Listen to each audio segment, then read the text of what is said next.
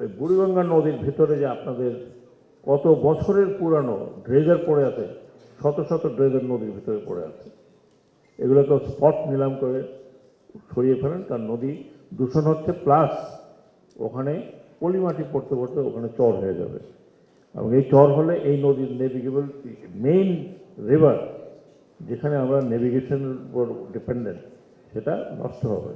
তবে আশা করি মহোদয় নোট করেছেন, হয়তো ব্যুরোক্রেটিক কারণে সময় লাগবে, কিন্তু আমিও একটু ধৈর্য কম আমার, আমি ব্যুরোক্রেটিকটা কাট করে কোনো রকম এগুলো বের করা যায় নাকি আপনি দেখেন।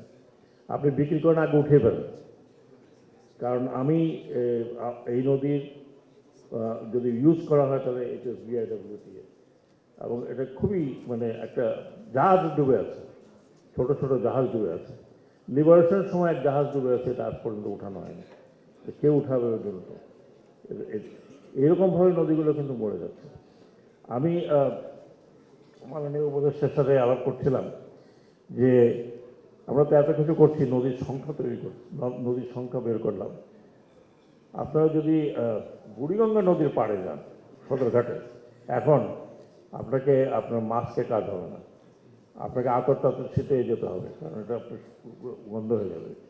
আমি আলাপ করেছি এবং উনি এগ্রি করেছেন যে আমি ম্যান পাওয়ার দেবো, যন্ত্রপাতি দেব, এই উইন্টারে let us try to clean it. কিন্তু ক্লিন করলে হবে না শুধু, আপনারা যদি এই নদী নিয়ে যারা গবেষণা করছেন, বুড়িগঙ্গাতে এখন কোনো মাছ নেই, একটু পুঁটি মাছও পাওয়া যায় না, এখন সাকার ফিশ বলে একটা মাছ ওইটা আছে। তার কারণ হচ্ছে আমরা ইটিপির কথা বলছি, ইন্ডাস্ট্রিগুলোতে ইটিপি লাগাবে। আমাকে জানালেন উপদেষ্টা মহোদয় যে 30% বোধহয় লাগেনি। তো হোয়াট টু ডু? আমার কাছে সলিউশন আছে, ড্রেনগুলো পাকা করে বন্ধ করে দেন, লেটস ডু ইট, বন্ধ করে দেন, এবং আমরা উই ফোর্স দোজ পিপল যে তুমি হয় ইটিপি ইউজ করো অথবা ফ্যাক্টরি বন্ধ করে দাও। এইসব মানে বহুদিন হয়ে গেছে, মানে বছরের পর বছর, আর করতে হলে এখনই সময়, নদী উদ্ধার করতে হলে এখনই সময়।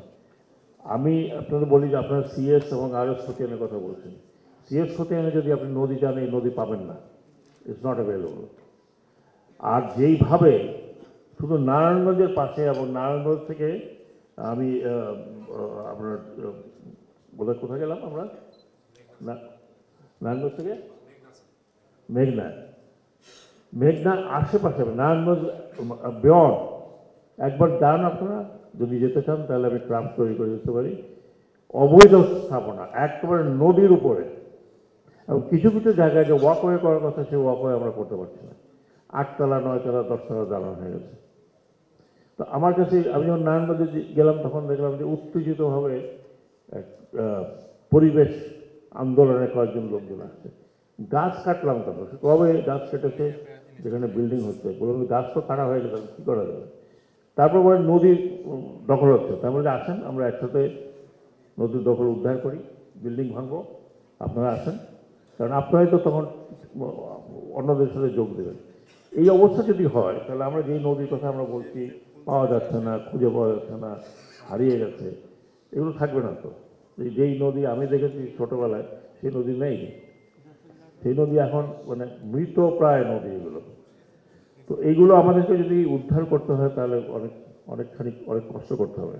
বাট আমি অফার দিয়েছি যে এই উইন্টারে লেটেস্ট ক্লিন বুড়িগঙ্গা পরিষ্কার করে আমরা ফোর্স করে দিই ইটিপি ব্যবহার করার জন্য। না হলে আপনি হয়তো একজন দেখবেন যে বুড়িগঙ্গাও নাই, যেইভাবে কিছুটা তো বিআরডব্লিউটি এর বিশাল প্রকল্প দিয়ে বন্ধ করা হয়েছে, যেটা নদীর দুই পাড়ে যে ওয়াকওয়ে করা হয়েছে। তো এটা আমি যেটা বলছি, আমি আমার মন্ত্রণালয় যেটা